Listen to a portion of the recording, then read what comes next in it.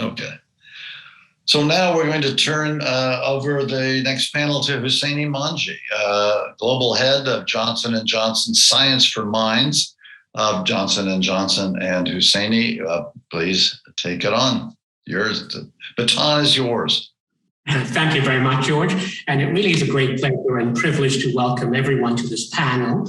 It's entitled Reducing Risk and Driving Prevention Without Borders, Brain Health Across a Life's Course. I think it's fantastic that we've got this panel just following the tremendous fireside chat we had, because I think as we all just heard eloquently from Victor Zhao, especially in our knowledge-based economy, society's greatest resource isn't oil or minerals, it's our brain health.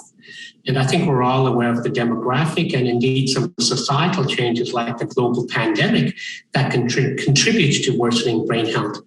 So anything and everything we can do to maintain brain health, whether we're discussing things like age-related cognitive decline or disease-related changes in brain health, is of tremendous importance. And although we've heard some tragic statistics, I really think there's reasons to be hopeful because we are making progress in many areas that will allow us to make a real difference. Throughout the symposium, you're going to hear about the tremendous developments in treatment. But I think in addition to treatment, there's a lot of interest and excitement about the possibility of reducing risk and driving prevention too. And that's what my esteemed panelists will be discussing.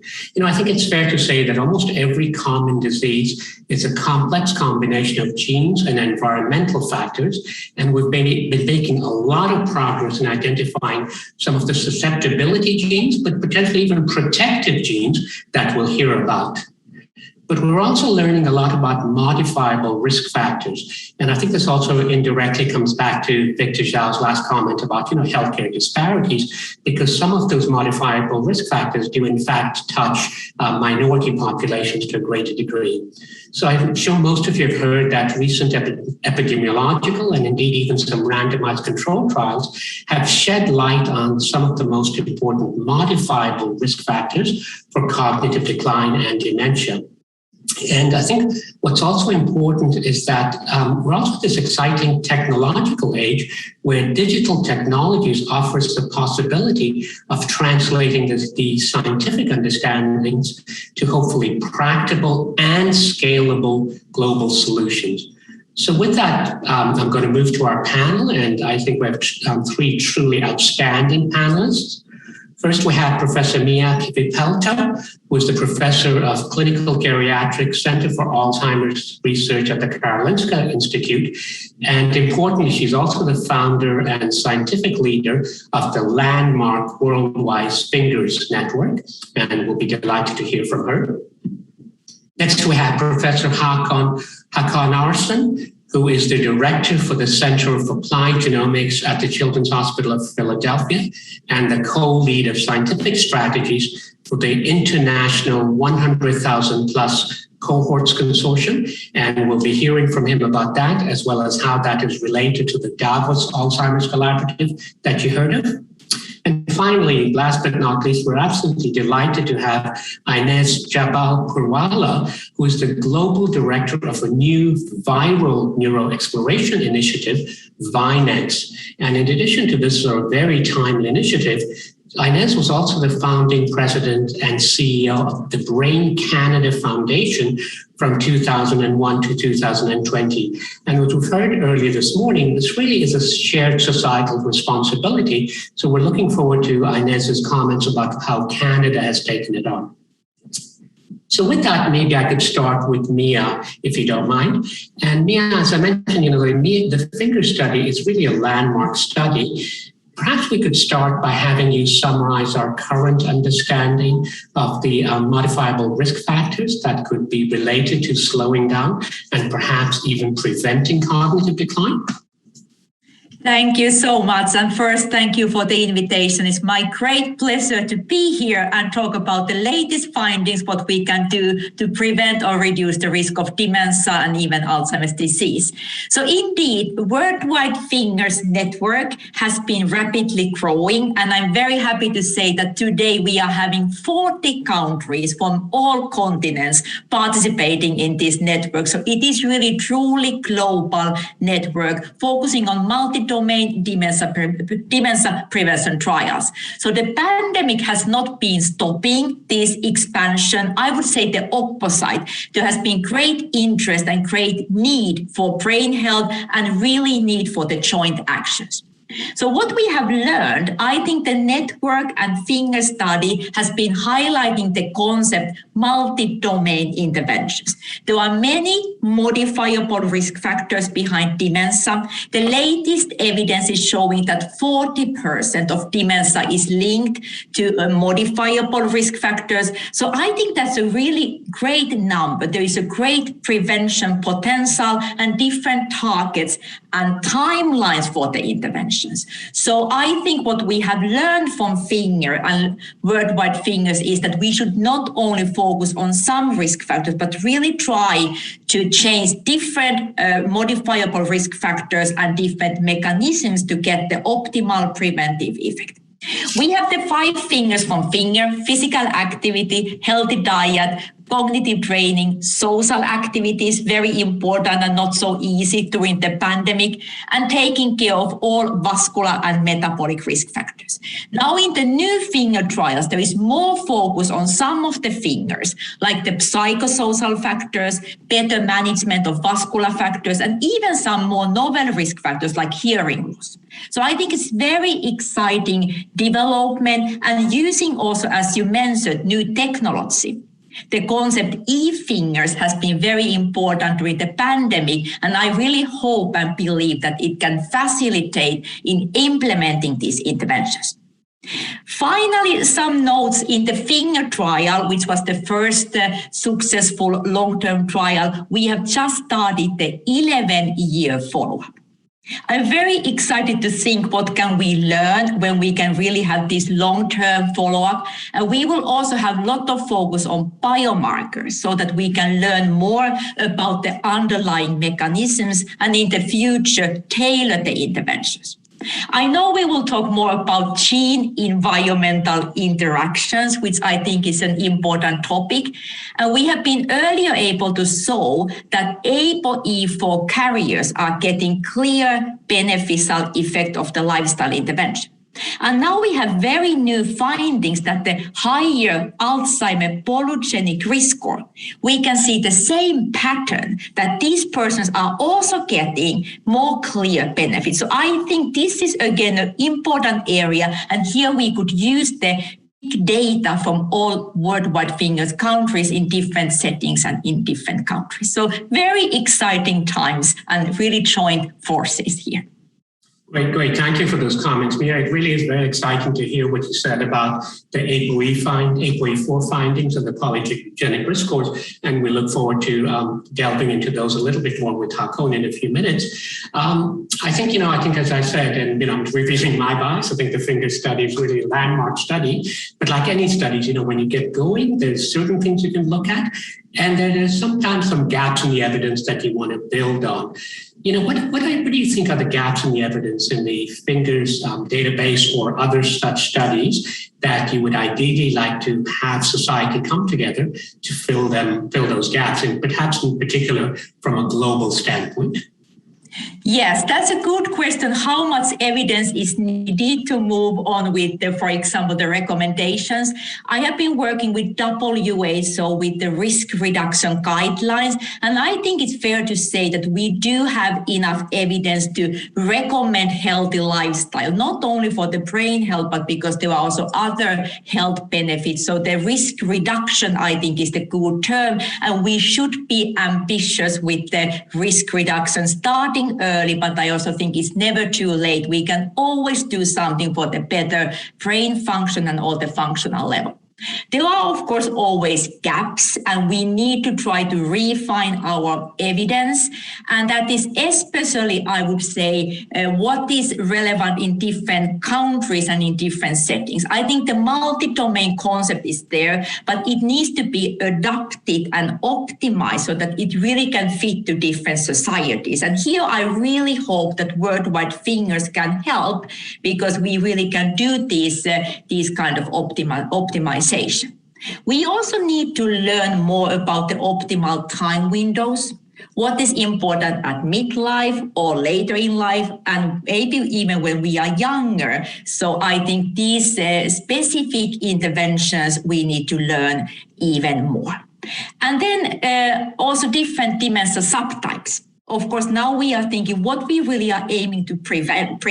Is it cognitive decline or dementia? How much we know about Alzheimer's disease or specific other diseases? So we still need to understand more about the different subtypes in the prevention. So of course, a lot of exciting studies are still needed and big data that we can understand more about these different subtypes. Yeah, that's very encouraging to hear that, you have a sense that we've got enough evidence today to start moving forward with recommendations. And, I share your optimism there. I guess one of those difficult questions is that we do know, for example, in areas like obesity, et cetera, that behavior modification is difficult sometimes, even though we've had competitive space. So how do you think in this case we're going to go about making these behavioral modifications in people who could be healthy but at risk? Yeah, that's a great question. We all know that it's not so easy always to do the lifestyle changes. We had just analyzed the finger data and published a paper some weeks ago about the adherence, how people were able to follow the lifestyle advice. And the good news were that people were able to do this changes, like step by step, not everything at once, but doing it more, I would say, gradually. And there was a very nice dose-response relation. Those persons who were able to actively participate and do these changes, we could see much better response for cognition. I think it's a quite strong finding that we can see this dose-response relation. And you don't need to do everything. We could see the cutoff that people who were following our advice 50% or more, then we could see these clear effects. So of course, the intervention needs to be quite effective, but you don't need to change everything at once. And I think these learnings, what are the facilitators, what are the barriers, how we motivate people to do this is really something important that we are analyzing our data a lot. Some learnings we have done is really this social part. When we asked the finger participants what was the best part of the intervention, nearly all said that the social part, being together with others and learning from others. And that is, I think, in the current landscape, a bit more difficult, but still something we should think. How can we motivate people to do that? The second important learning was the positive feedback, that people wanted to have the feeling that you can do something for the brain health. So it was not kind of the negative fear, but more that I have the more empowering the own health. So I think the communication is also important. What can we do? Finally, making the healthy choices the easy ones. I think this is the situation today that, as you mentioned, some socioeconomic groups may need extra support. And it's not only the individual choice, but we are living in the community. How can we make the healthy choices the easy ones? How can we have dementia prevention healthy society? So I think we need to work on individual level, increasing the knowledge, and then more on the societal and the policy level as well. So all these levels are needed. Absolutely. I think that's so well stated. And I think as we heard from even this morning's plenary about, how even private industry is recognizing that these type of things touch all our families, and perhaps we can even engage them with respect to the right messaging and the right communication to really make a difference. So thank you for those thoughts, Mia, and we'll hopefully come back to you. Thank you. Great. Connie, if you don't mind, maybe I can turn to you. And I think it's, everyone in this audience probably knows you're a pioneer in human genetics and have made so many impactful discoveries over the years. I was wondering if you might tell us about what you think some of the most impactful recent discoveries with respect to genomic risk for dementia are, and perhaps also a little bit about the cellular pathways they seem to implicate. Yeah, thank you, Mandy. And obviously it has been very exciting to be a part of this sort of, field for the last decade, because the growth and advancement has been so rapid. I mean, we obviously have known about significant risk factors of Alzheimer's disease, genetic factors of ApoE for a long time. And despite all of the new discoveries, nothing beats the sort of the robustness of ApoE, still accounting for about 30% of the genetic sort of impact. And also just sort of from the familial forms of Alzheimer's disease, from the APP, from the presenilin genes, and so on, and understanding how sort of the biological processes affecting amyloid and tau are affected by these familial forms. They have been highly sort of informative in terms of understanding. Now, GWAS, of course, has now been around for the last 15 years or so, and has added substantive amounts of information to the genetics field in Alzheimer's. And this started off from the Alzheimer's Genetics Consortium, the UK Biobank, and sort of studies worldwide, and we gradually sort of grew the number of loci, from 6 to 11 to 20 and so on. And in 2017, Dune et al. From the sort of the Alzheimer's Genetics Consortium here in the US and Europe, they reported on about 20 novel loci that sort of brought the tally up to about 33 of loci that were known at the time. And this was sort of interesting because if you look at the genes that were uncovered, they clustered in on amyloid, on tau, on endocytosis processes. So we know are critically important, this sort of the tangential sort of development of tau and other intracellular proteins. And they also impacted on immunity and immune function genes and genes involved with infection, cholesterol transport. So these are all pathways and networks that we have known about. But the more evidence we accumulate as we grow the number of people involved in these studies, the more obviously crystal or impactful the message is that these are the key biological pathways involved underlying Alzheimer's disease.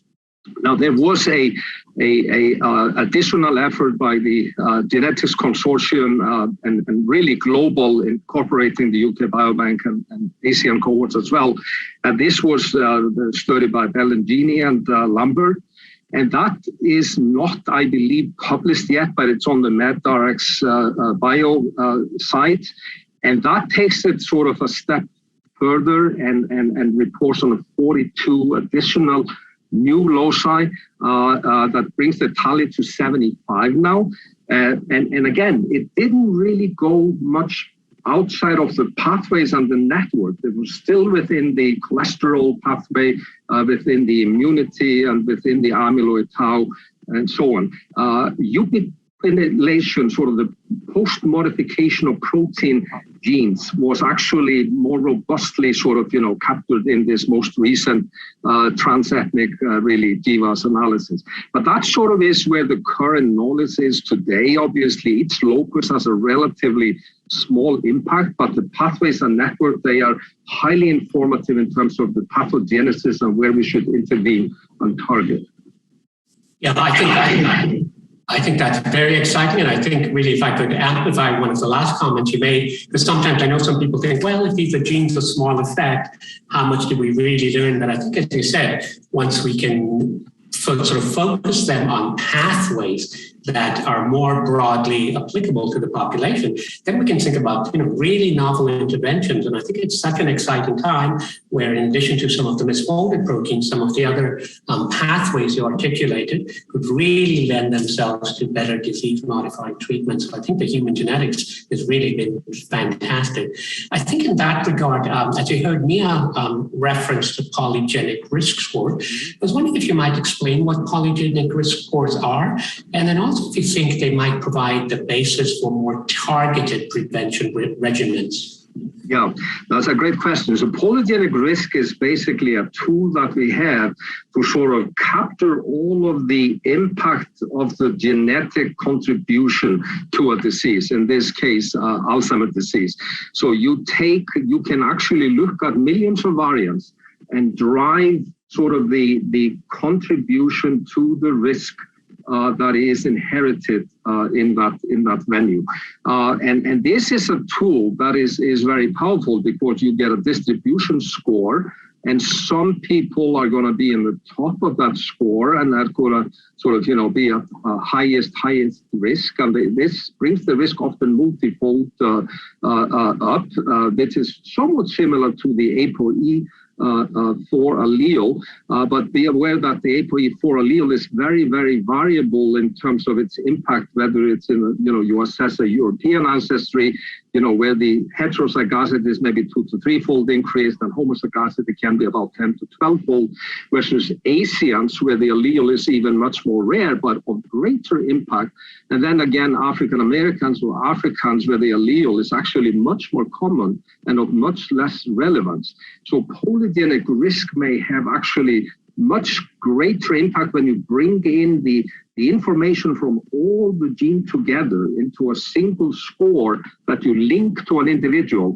And this is sort of a tool that we intend, within the IHCC and the Davos Alzheimer Consortium to leverage and sort of, identify individuals, ideally across different diversity cohorts, because, as you all know, there's much less work that has been done in that patient population.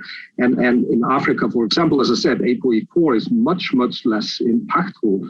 So this brings us sort of, to the ability to use a tool, identify individuals who are highest risk, ideally before they develop symptoms, and then study them. And we can study them with, imaging, we can study them with various biomarkers, digital devices and other things, and sort of bring all of that information in and follow them over time to assess sort of, when there's any evidence of deterioration, what are the molecular underpinnings that change from the RNA sequencing, single cell sequencing, or any sort of biomolecular change in that setting. Very powerful approach. Yeah, no, that sounds really exciting, and in some ways even recapitulates some of the things Mia was saying about, what she was talking about, sort of the essential ingredients or active ingredients that might be most germane. As you correctly pointed out, we can really follow people longitudinally, get a sense of who is at risk, who is starting to move down that biological cascade. There might be different interventions. So I think in a similar vein, as you know, this session is around thinking about prevention. Have the genetic findings given us more insights into fundamental mechanisms of brain plasticity and cognitive reserves mechanism? So beyond sort of specific Alzheimer's disease, things that could perhaps even help resilience? Yeah, I think that is a great question, Mani, and sort of, I think we can learn a lot by studying older people who don't have Alzheimer, because, that is clearly protective factors like the ApoE2 variant that, confers about perhaps 40%, risk protection for developing Alzheimer's disease. But this sort of is a tool that would sort of, allow you then at least to see if whenever there is any sort of a change, what are the molecular, underpinnings that sort of, go along with that, and then therefore sort of, intervene at that level. Now, what we've learned is sort of, a lot more of the immune system, immune function, infectious related immune components turn off to be altered in the at the molecular level when we look at proteomics data or sequencing data, either in the sort of the brain samples or at the single cell level, iPS cell work where we have induced pluripotent stem cells. With certain variants we can modify. We can learn a lot how to sort of modify or modulate the system and intervene to see, where we can level off. And that is no question gonna be a powerful, contribution to how we deal with clinical trials going forward in terms of patient selection and approaches for it. Yeah, that is so true. And again, I think I just mentioned for the audience who may be slightly less familiar, these IPS lines, they might be really powerful. So one can take blood cells or skin cells from any of us and almost convert them into neurons or even make brain organoids, and then study what Hakan was saying, some of the risk factors or some of the protective factors that may be at play. So I think it's such a powerful development. And Hakan, if you don't mind, maybe one of those last questions for you for now is we've heard a little bit about what sounds like a very exciting Davos Alzheimer's Collaborative, and you're the co-chair of the global cohort development. Maybe you could tell this audience a little bit about that and what the plans are to make this a really global endeavor. Yeah, that is certainly has been a fascinating sort of program, and sponsored by the Economic Forum and others here exactly behind this conference. And the goal here is to sort of bring together scientific expertise. So Dr. Elias Seruni and myself, we co-led effort. We brought together over 70 world experts across all the disciplines that you can envision within Alzheimer's disease, from imaging, molecular biology, clinical, and so forth. And we sort of funneled this down to an approach that if we were to work with the IHCC, where we have these, huge cohorts worldwide. We have over 100 cohorts with millions of people, collectively over 60 million people. We may be able to identify diversity cohorts that sort of, are contributing something that has never been tested or studied today, and we just don't know about it unless we do this. So they funded a project that from the Davos Alzheimer's Consortium to basically reach out to cohorts and principal investigators in South America, in Japan, Korea, Africa, South Asia, and other countries, and we brought together a data set with close to 100,000 individuals collectively, where we were able to calculate a polygenic risk from sort of the cognitive assessment that was available.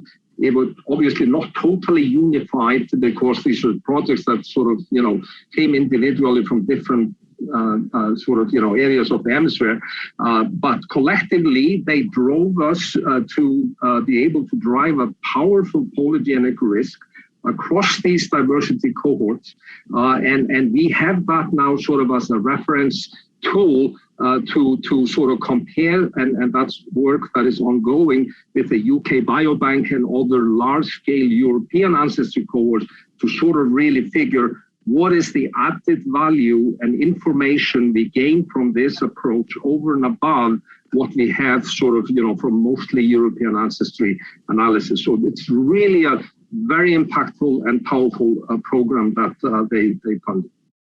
Yeah, indeed, that really does sound like a fantastic initiative, and hopefully in the coming years we'll see great progress.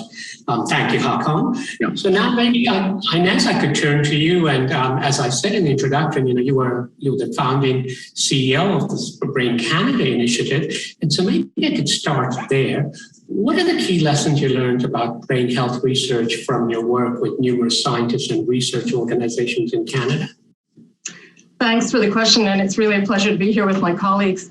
So I'm delighted to share some of the lessons learned building both the case and the community that advanced brain health in Canada and created the largest public-private partnership for brain health in Canada, which is now a $400 million fund.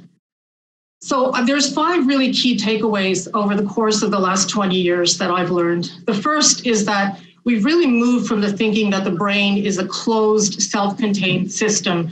After the decade of the brain in the 90s, we moved from studying the brain in parts to starting to develop theories for how these parts work together in one system. But we now understand that the brain is integrated with a human system. And so linkages such as the heart and the brain, or the gut and the brain, are becoming much more important. And we also understand that the environment plays a role in triggering disease mechanisms. So what we're seeing with the viral pandemic, for example, and what may be potentially contributors to disease now and down the line. The second is that cure is not the only path worth pursuing. So I've seen a real shift from a singular focus on finding cures for diseases to a broader focus on earlier diagnosis and prevention in order to maintain cognitive health across the lifespan. And this is not just about doing more science and more discovery research, but it's also about how we deploy what we know. How do we get information into the community, and how do we translate discovery into therapies and solutions for health? The third is that the patient and caregiver experience must be central to developing research and care priorities and targets. Without understanding these experiences, we miss important questions about quality of life. The fourth is that while we have the ICD and we have the DSM for providing a conceptual framework about diseases and diagnostics, the risk is that we've created silos with research and funding following. And so we need to look at common underlying mechanisms across these classifications. We need greater collaboration across diseases, disciplines, institutions, sectors, and countries. And we need data that is disease agnostic. So what Hakon described in the IHCC is exactly a model of how we can collect large sums of data and not have a specific disease focus, but it helps us to better understand correlation or causation or comorbidity, for example. And finally, there is not a one-size-fits-all approach to education, to research, and to interventions. There are sex differences that need to be better understood. There is biological and non-biological variability in countries around the world that we miss when most trials are conducted in developed countries. Socioeconomic, climate, and cultural differences all play a role in risk factors, who seeks care, what care is provided, and how different people will respond to different treatments. Now, I can give you a few examples of what we're doing in Canada currently and some of the initiatives that have been underway that I think are particularly exciting and relevant to this meeting. So most recently, the federal government created a Minister for Mental Health and Addiction. And this is in addition to the Minister of Health portfolio. I think this is a tremendous signal as a priority area for government. What I think is missing is that we need to link different ministries together around a national brain health focus and strategy. So thinking about finance, industry, science, and economic development, labor and employment, families, children, and social development, women and gender equity, veterans affairs, environment and climate change. All of these ministries should be involved in thinking about brain health. And we've also put into place through our National Research Council a scanning that's looking at how technology can be better deployed in this country to deliver better healthcare. So looking at wearables to be able to collect data, monitor health, and also robotics to enable seniors to live in their homes independently longer, which has enormous benefits and also prevents us from having to put large numbers of our population into these warehouse conditions of care, which has been quite the story during this pandemic. There's a few specific initiatives that I think have been really exciting. We have a national dementia strategy in Canada, which was published in 2019. We have implemented the Dementia Friends Canada program that was launched in 2015. And that really helps to engage Canadians in understanding what it means to live with dementia and how to better support those who are affected within their communities. The Canadian Consortium on Neurodegeneration and Aging is a coalition of more than 350 clinicians and researchers from across the country that are working to accelerate the pace of research discovery in this area.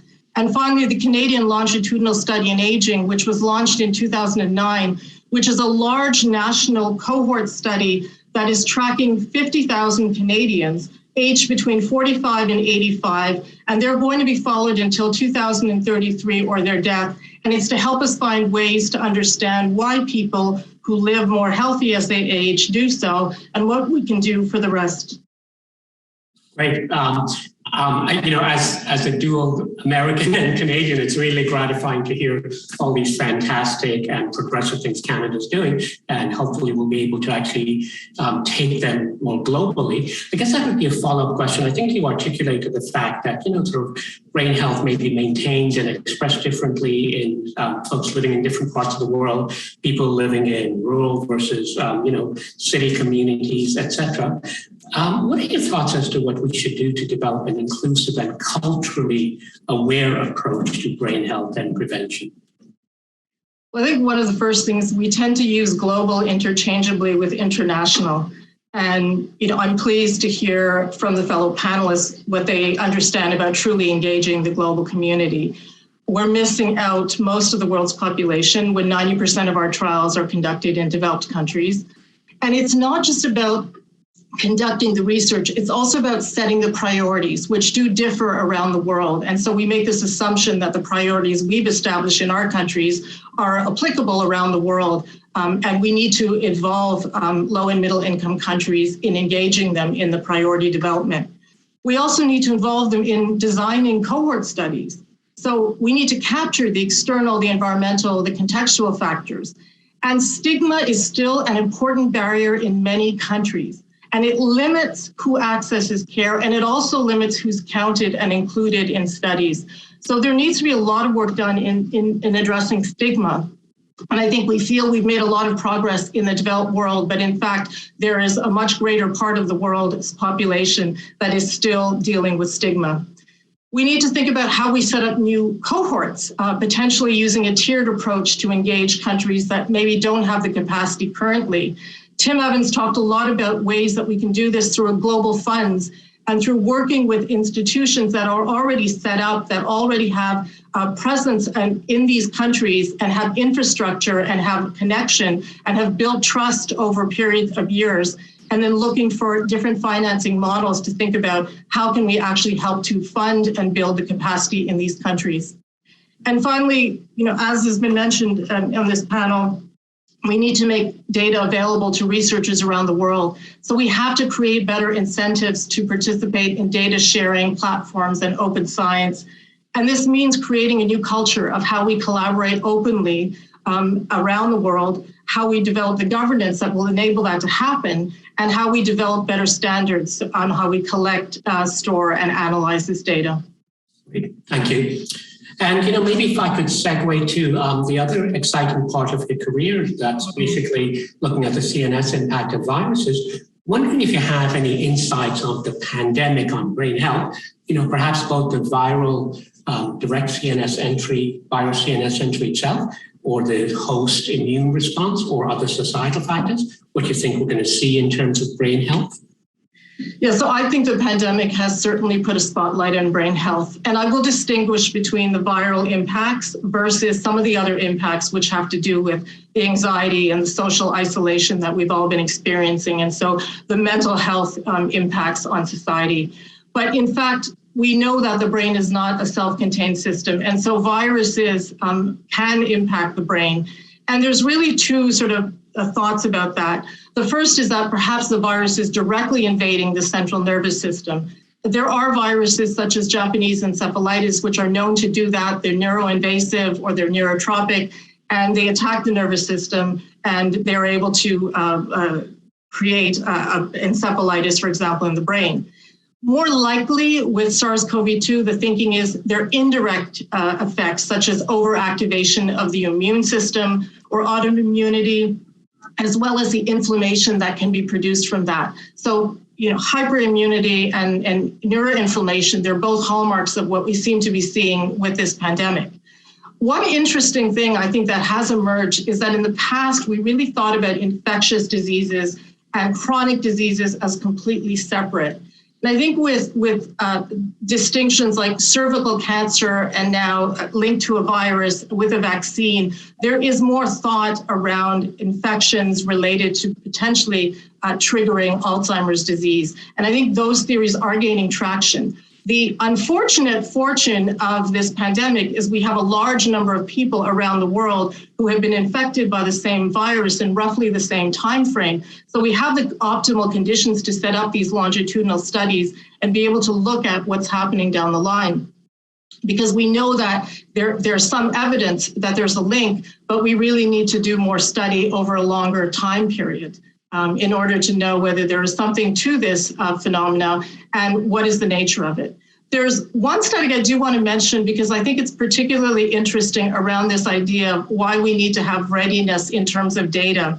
One of the studies that came out of the UK drew on the UK Biobank, which had 800 samples of brain scans of people. And because they had these brain scans, they were able to then track about 400 who then contracted COVID-19 and see whether there had actually been changes in the brain. And what that study showed was that there were, in fact, impacts on gray matter of the brain, which does impact smell and taste and memory and emotion. And so there seems to be something to that because prior to this study, we really could only look at autopsy brains, and that's obviously an issue in terms of being able to do better with the diagnostics. So I think, it's an interesting development, but it's just another indication that we need to be ready with these data sets so that we then have, a group, a cohort that can be used against what happens when we eventually see the disease. Yeah, I think that's thank you very much. That's so important. These data banks like the UK Biobank and others are so important. Obviously they weren't necessarily created for the SARS-CoV-2 infections, but you can see the tremendous benefits we're getting from learnings there. I do think like you that unfortunately brain health in many ways may well be the pandemic after the pandemic. And so hopefully we can get societies geared up. I was wondering, Mia, if I could come back to you on this particular point. Obviously, the Fingers initiatives and studies were undertaken, pre-pandemic, but they were also running during the pandemic. So I was wondering whether you have any early data, both about people who may have gotten the infection themselves, or as Inez was alluding to, this pandemic from the social anxiety, the social isolation, the economic challenges that's affected all of us, whether you're seeing any ramifications in your studies? Yes, we see a lot of effects of the pandemic, and the pandemic came middle of the interventions and the studies in some countries. In others, they needed to delay the onset of the studies. So it really has been causing a lot of delays here. So we have been both analyzing the methodological issues, how to take this into account, but also importantly, we have developed a survey to try to understand, especially this indirect effect, this isolation, or how it has been affecting the brain health and the risk factors for the brain health. So we have now data from around 20,000 persons from 18 countries on different phases, like the first wave, the second wave, the third wave. We have not yet analyzed all the data because it's a lot of data, but it's beautifully harmonized data. That I think is also very, very nice to see how that we'll see. We have some results already available from Sweden and Finland. And I think it was quite striking to see that already after the first wave of the pandemic, there has been many negative effects. As an example, 30% was reporting less physical activity, more loneliness. People felt that memory has been getting worse. We don't know why. Maybe is this really this anxiety, like you said, Ines, or other effects of the pandemic. A lot of cancellations in different kinds of health services. So clearly there are a lot of negative impact. The positive thing is that people are using more digital tools. And as I mentioned, we are using that the concept e-fingers. Can we use new tools to support in the interventions in this new normal situation? Yeah, I think that point is so well taken. I was one of the people who, when people started to talk about social distancing, I felt that was a wrong term. We should be physically distanced, but socially connected. Yeah. But you're right, the digital technology should help us. And somehow I believe some kind of hybrid model in the future that, as I said, from the finger, people like to have the social part, but of course we should try to use the new technology when needed. And clearly the focus on brain health and the risk factors now is more important than ever. One more point, what I was thinking, what you said, Ines, was also these low middle income countries. So I think really that the brain health is so big priority now. And I'm very happy in the worldwide figures that big part of the new countries who are joining are actually from low middle income countries. And we are not yet in the position of starting the trials immediately, but they may start with the surveys and the cohorts just to see what are the risk factors. And interestingly, many countries have been saying that we should see also infections and we should see earlier in life to see if we can find new novel modifiable risk factors. So I think that's a very important development, and also the harmonization that we try to collect the data in the same way and data sharing so that we can more easily use the data globally. Yeah, excellent. Good. Hakun, I was wondering if I could come back to you for a minute, because I think some of the points Inez and Mia mentioned, as you notice, we have a broad audience here, and sometimes we hear about, sort of some concerns that some of our studies are fishing expeditions where we're trying to look at a lot of variables. I think what we just heard is a great example of, how even though the finger studies weren't looking for the impact of the pandemic, the fact that they were collecting broad data allowed them to pick up signals. I was wondering whether if you could talk about how important that is in some of the studies you're designing, so that you can, both look at things you're directly, sort of looking at, sort of a hypothesis testing, but also some of the hypothesis generating type of work. That's a great question, Mani, and the opportunity obviously is there. Certainly during COVID. I mean, if you think about the IHCC consortium sort of in general, with all these millions of people, we obviously have the ability to, bring in new variables such as COVID into almost anything we do. So the long COVID, as it is defined, sort of, with fatigue and sort of, really major health issues that may last for, a year or almost two. We have 18 months of sort of, evidence for that.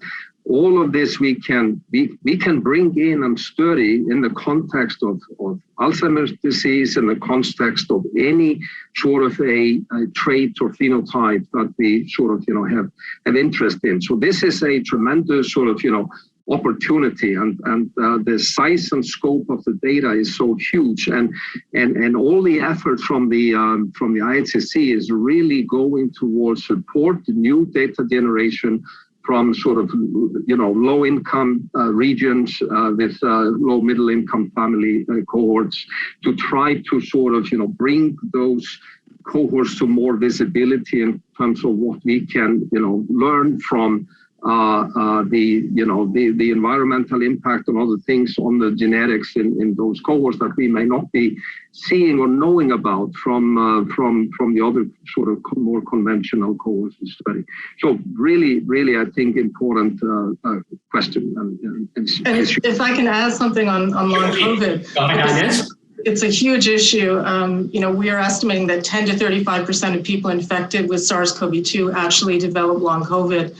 And there's symptoms that can go for weeks or months, and maybe even beyond a year and longer if there is a causation, correlation, or some link to neurodegeneration. But, many of these symptoms are neurological and psychiatric, and they include headache and brain fog and chronic fatigue, difficulty with memory and concentration, anxiety, depression, insomnia. But there are more than 200 reported symptoms, so we need better data to be able to stratify this and understand even what the definition of long COVID actually is. And it's a huge area for women because long COVID disproportionately impacts women. And in the early months and weeks of this pandemic, women would present with these symptoms and they wouldn't be believed. And there was a sense that, it was just part of the general anxiety. And I think now we're starting to understand that this is real. And the game changer, I believe, and I think is critical for brain health, is the social media enabled people with lived experience to connect, to amplify their voices, to reach media, and then eventually that reach policy decision makers and governments to change. I think there's a lot to learn about what we can do when we can organize these movements, and the voices come together, and they are actually now making this concrete and real and will not be ignored. And it changed everything, and it got massive investment, in my view, in an area that would have really fallen under the radar. Yeah, I think that's so important. Anytime we've got something that's sort of and obviously it's a very new phenomenon for our society, sometimes there is a dismissal, as you said, well, this is just generalized anxiety, and wouldn't you feel bad if this was happening? But I think, as you correctly pointing out, with people coming together, patient advocates, society as a large, as you correctly pointed out, we even throw out these words like long COVID. To really understand it, we need better definitions. We need to understand what some of the cognitive deficits might be. We talk about brain fog, not a very, sort of measurable entity. So I hope, especially as you and Mia are saying, use the social connectedness both to get citizen scientists to contribute, but then perhaps even use some of the digital technology to maybe even quantitate some of these measures and try and understand who may be at risk for which of these symptoms. Because again, coming back to what we started this session with, our brain health is our most important resource. And if a large percentage, you said something like 35% of people who develop SARS-CoV-2 infection may have some residual cognitive or mental sequela, that's huge. So we need to try and get ahead of it as a society and take it seriously and do something about it. So hopefully we can really use this moment where society is coming together to tackle the infection, to also come together to tackle some of the other aspects that are related to the pandemic, but could even have a longer tail, so to speak. So I think it's been a great discussion so far. And in the last few minutes, what I really wanted to do, I think we're just going to have these just tremendous comments from all you panelists. In the last few minutes, I want to give each of you an opportunity, maybe just a minute or two, to provide some closing thoughts as to where you see the field going, what you would like to see, and reasons, you might be optimistic about the field. And Mia, perhaps I can start with you. Thank you. A few reflections after this very nice discussion. I really think that prevention is the treatment because it's easier to prevent and repair the brain damage. And with the prevention, I think both non-pharmacological and pharmacological interventions, everything. And this is the future, how I would like to see it. It's not lifestyle or drugs, but it could be the combination when needed. So we are moving more from the complexity to precision prevention. And I think with the exciting development with the biomarkers and the genetics, we are understanding more about the complexity of these dementing disorders and can tailor the interventions for different target populations. So I think this is a very exciting time with all these things. So more research is needed. And here, as I already mentioned, the data harmonization and data sharing is so important that we have not only big data, but we have high quality data, and we have data from various countries so that we can really have that. Dementia is a global challenge and we need to have global solutions. And finally, I think there is so much we can do already today. I talk more about risk reduction than prevention. So again, as I started, we should be ambitious with the prevention. So let's do what is available and have these 5 fingers for the brain health. So I'm optimistic for the future and joint forces are needed. Great. Thank you for those very encouraging thoughts, Mia. And, I would say with those comments, maybe we could turn to Haakon for your thoughts. Yeah, thank you. Yeah, and I agree. I mean, and certainly the big data concept with the multi-omics sort of, capabilities of better understanding the underlying biology, function of the brain and in interaction with the environment and so on. And sort of, the ability to tackle that and sort of, bring artificial intelligence and other sort of, innovative analytical approaches to mine these data in a way that we have not been sort of, pursuing today. I think that will really be a powerful sort of direction that is going to unfold a lot of new information that is going to be valuable for innovative sort of, development of therapeutics. But we should not either or also forget sort of about the important sort of, information we can learn from the familial form, where we know the exact genetic cause and we know what drives dementia in these people.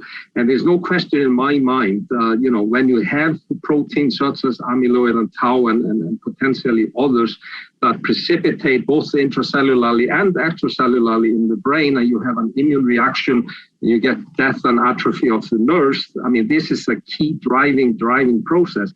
And there are approaches, and I actually just finished a study up in Iceland with a familial form of CAA, where you can intervene and block the ability of these proteins to aggregate, because if they don't aggregate, they don't precipitate.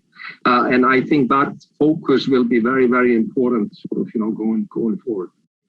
Absolutely. So well said. And Inez, we'll turn to you for your closing thoughts.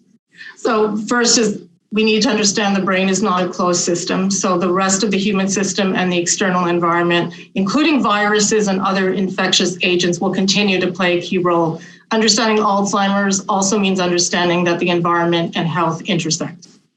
Advancing brain health is a global challenge. The pandemic brought focus to our interconnectedness, but we need to match that with longitudinal studies, which are inclusive of diverse populations, so that we can better capture biological and non-biological variability, including sex differences, and target precision medicine approaches. There is no precision medicine if our data is missing most of the world's population. And finally, innovation is not just about more discovery research. We need to better translate what we already know into strategies to improve health outcomes. And this includes deploying technology solutions to scale and getting evidence-based prevention strategies to the public. I realize that changing behaviors remains the challenge, but having good information has helped with cancer, it's helped with heart disease, and I know it can certainly help with brain health.